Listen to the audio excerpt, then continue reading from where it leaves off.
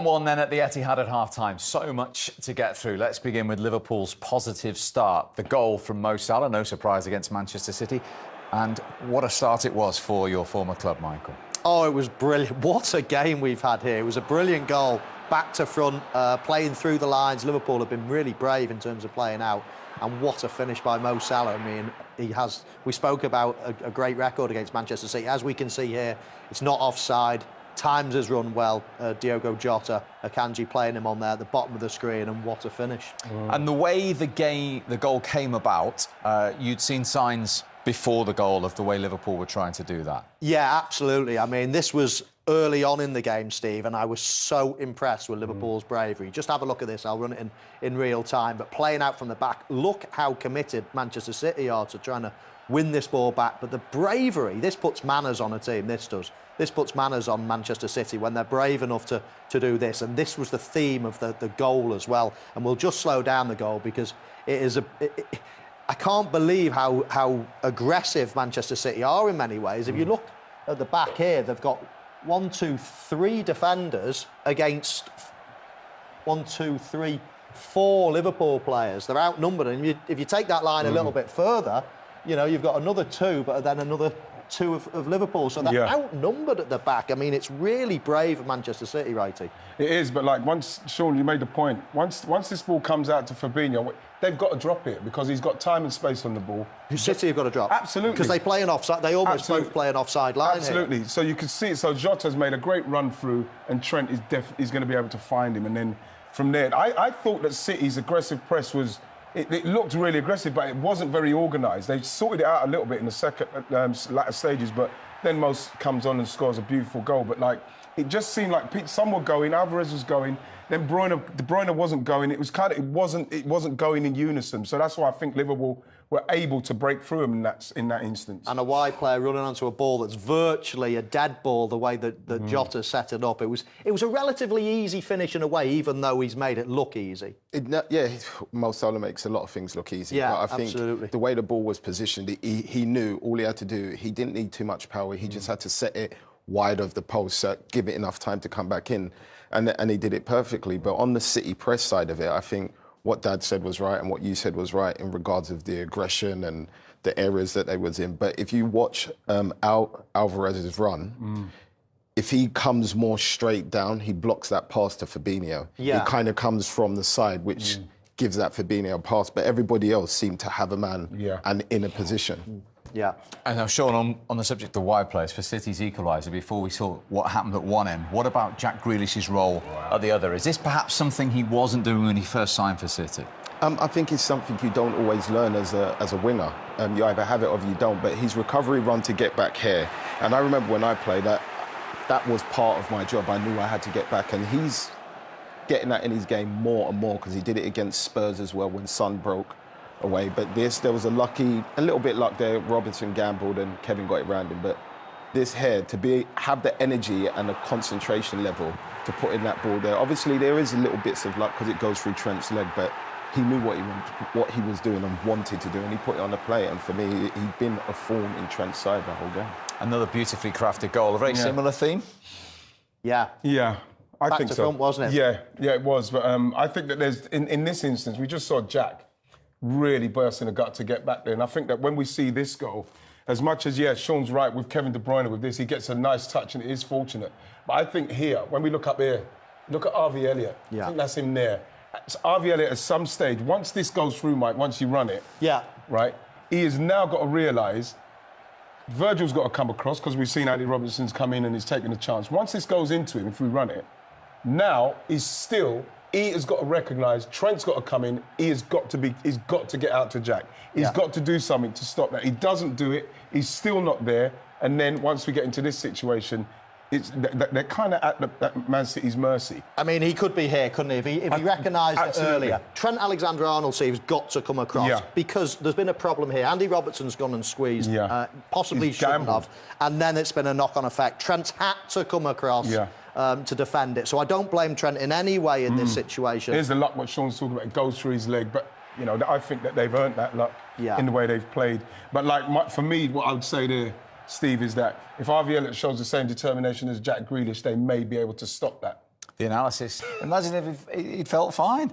He can feel ill every morning if he's going to perform like that. I think no one will complain. I think he was tremendous on both sides, attacking and defensive, and his tactical knowledge of the way he played Trent. Like we said at the start, we thought they would hang wide, and they just overload both sides, and he just capitalised massively off of it. Let's have a look at his goal then, because that's the one area you all think he needs to add to his game, and he's got one in a big game today.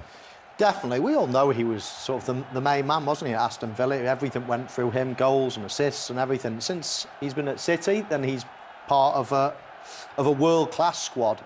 He's almost started and ended this move here on the left-hand side with De Bruyne. But yeah, goals I think is the one thing he needs to improve on. And we just see at the bottom of the screen here how Manchester City like to overload in wide areas. And then switch the ball quite quickly. And once they did, it was a great first touch. And it was, and you can see what was that. But like Liverpool in that second half, you look at the amount of time that Manchester City had in the in Liverpool's half. You know, and again, you're looking at a Liverpool defence that's not dropped off with a midfielder with time on the ball. And then you can see the overload on Trent's side. And once they get to that, Jack Grealish and Kevin De Bruyne, something's going to be created if you've got a 2-on-1, and it was. 19 passes in the lead up to that. Well, that's the thing with Liverpool. Like I say, they came out in the second half, and what you want to do is you want to be tight on City. You want to make it difficult for them, like they tried to do in the first half, and they didn't. It was easier for City for the way they passed the ball around, and it was no surprise to me. If you give City that much time and space, and you sit off them, they are going to score, no doubt. That finished it, Sean, but of course, what started it really was 53 seconds into the second half with Kevin De Bruyne's goal.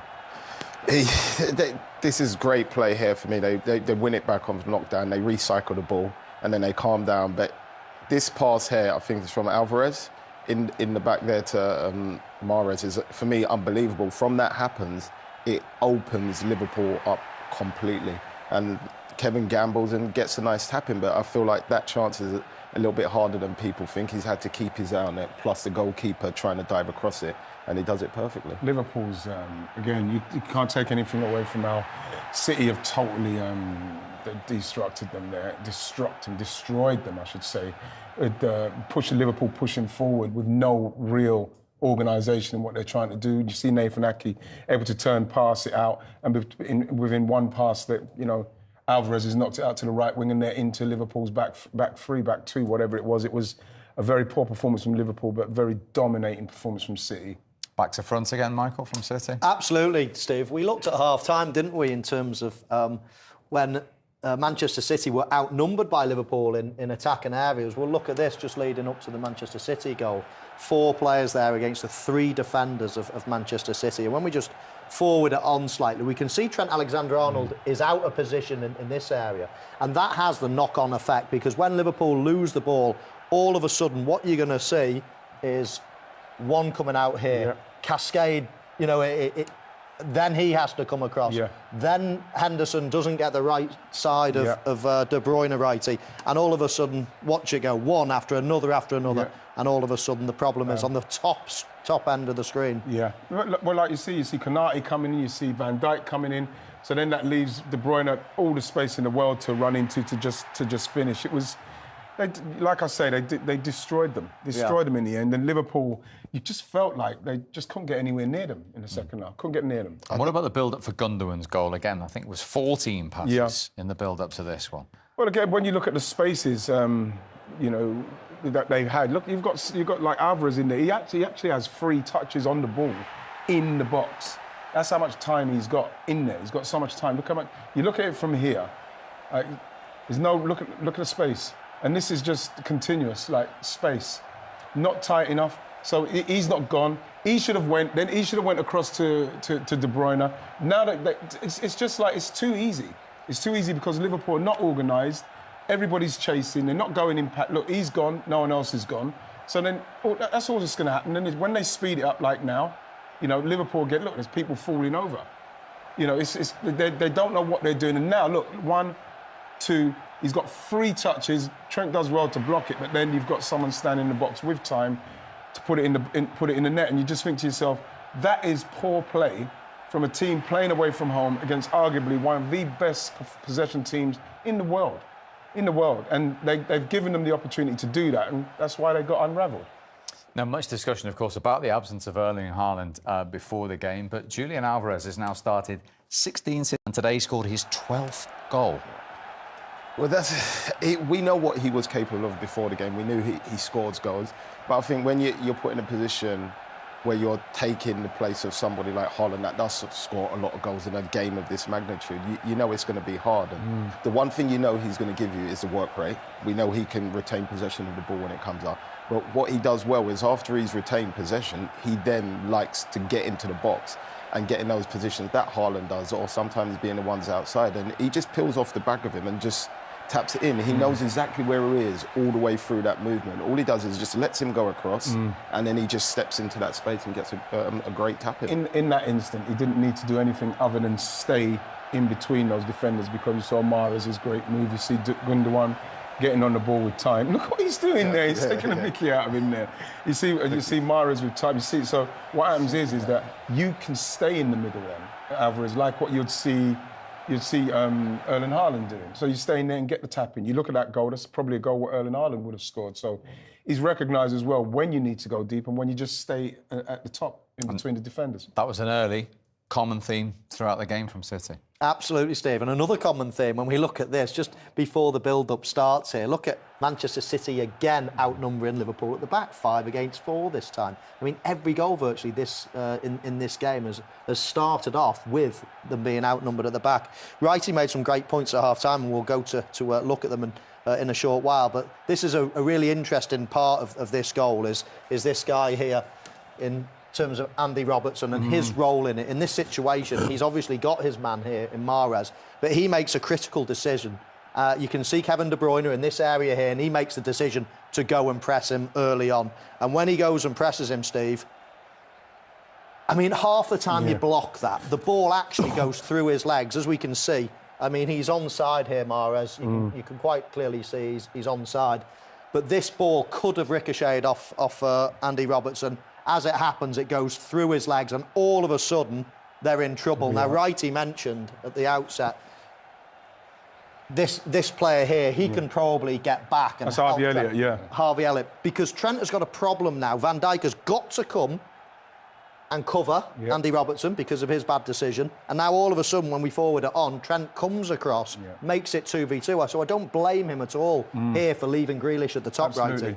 Righty. And this is where you needed Harvey Elliott to get back and really get back to cover that space what Jack Grealish is going to come to. Absolutely, because then what happens is we know with Jack Grealish, even though we saw him earlier on put one across with his left foot, if you can get there and get there inside, bring him back inside, that will give you time, get your defenders back, and probably they don't get to finish like they did there. But he doesn't get back in time.